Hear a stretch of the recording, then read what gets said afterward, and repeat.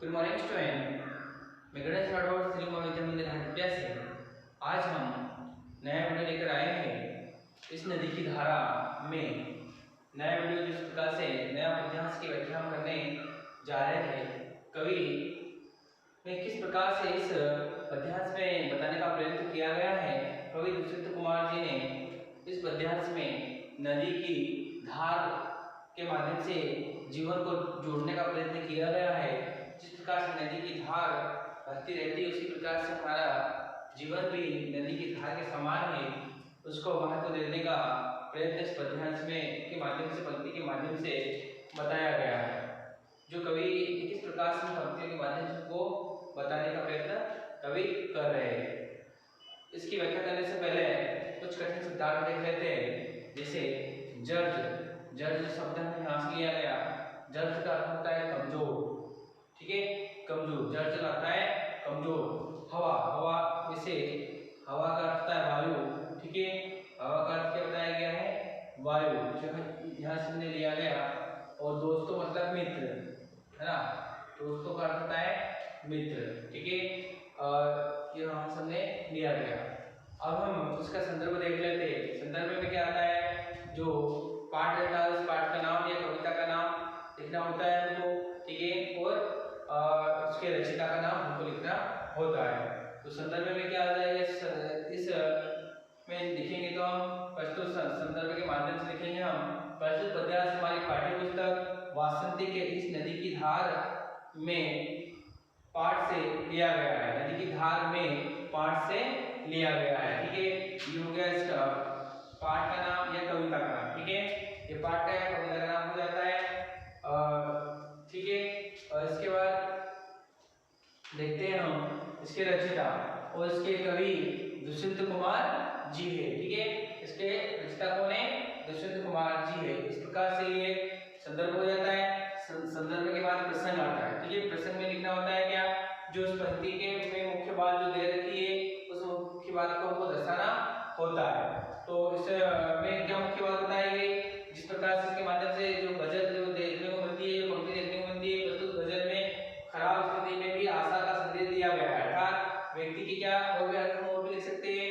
जिस पद्यांश के माध्यम से, पंक्तियों के माध्यम से क्या होता है कि जीवन की दौर में जो व्यक्ति की विस्मयता आती है ना, और परिस्थितियां खराब रहती है, उसमें भी व्यक्ति को आशा नहीं खोनी चाहिए। आशा की कोई न कोई किरण जागते आए थे रहना चाहिए। और आशा के संदेश के माध्यम से जो व्यक्ति का आशा का संदेश रहता है उसके जीवन में नया दौर नए मुकाम को हासिल कर सकता है। तो खराब स्थिति में भी आशा का संदेश दिया गया है। मतलब व्यक्ति को आशा नहीं होनी चाहिए, जीवन में आशावादी बने रहना चाहिए, चाहे कितनी ही विषम परिस्थिति क्यों ना हो। आशा की किरण अगर रहती है तो विषम परिस्थितियों में भी व्यक्ति उसको भी पराजित करके अपनी जीत हासिल कर लेता है। इस प्रकार से इसका प्रसंग हो जाता है।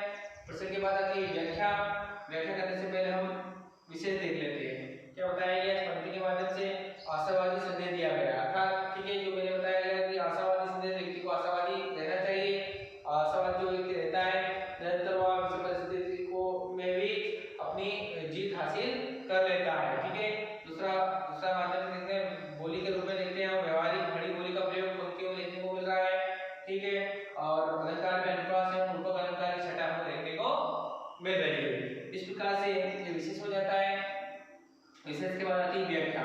व्याख्या हम पंक्ति के माध्यम से देखते हैं। इस नदी की धार में इस प्रकार से कवि ने पंक्ति के माध्यम से उदाहरण देकर बताने का प्रयत्न किया गया है। इस नदी की धार में ठंडी हवा आती है, नाव जर्जर ही सही लहरों से टकराती तो है। एक चिंगारी कहीं से ढूंढ लाओ दोस्तों, इस दिए में तेल से भिगी हुई बाती तो है।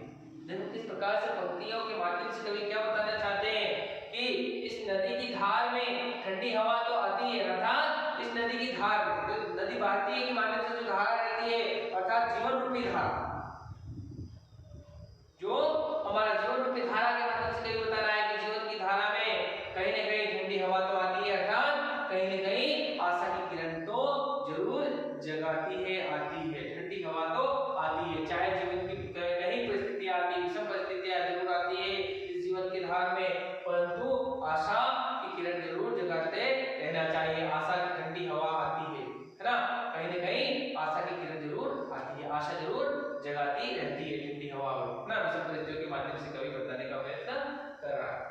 नाव जर्ज ही सही, लहरों से टकराती तो है।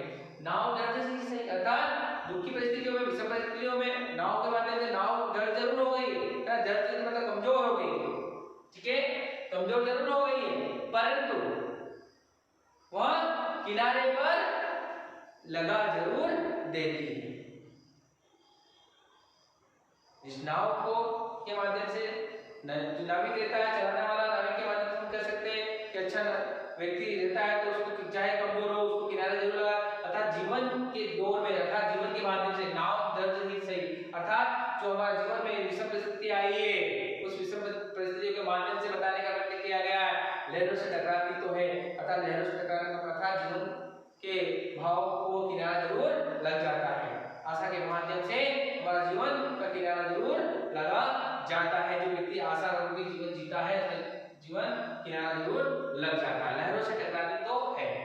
एक चिंगारी कहीं से ढूंढ लाओ दोस्तों, इस दिए में तेल से भीगी हुई बाती तो है। अर्थात कवि क्या कह रहा है, दोनों पंक्तियों के माध्यम से कवि कह रहा है कि हे दोस्तों, जो दीपक जल रहा है, दिया जल रहा है, उसमें तेल जरूर दिखाई दे रहा है, उसको जलाने के लिए जो इस दिए में तेल से भीगी हुई बाती तो है, अर्थात जो आशा के भाव के माध्यम से जो दीपक है, तो जीवन रूपी दीपक के माध्यम से कवि कह रहा है कि इसमें जो तेल है उसमें बाती भी है, मात्र आपको छोटी सी आशा की कोई चिंगारी जरूर जलानी है, दीपक जल उठेगा और आपका जीवन रोशन हो जाएगा।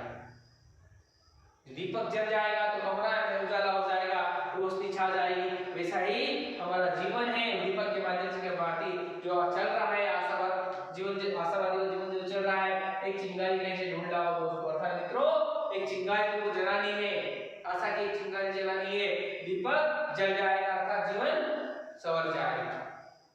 आपके मन में जो भाव व्यक्त किया गया है, कवि का कहने का तात्पर्य है कि जो विषम परिस्थितियों में भी हम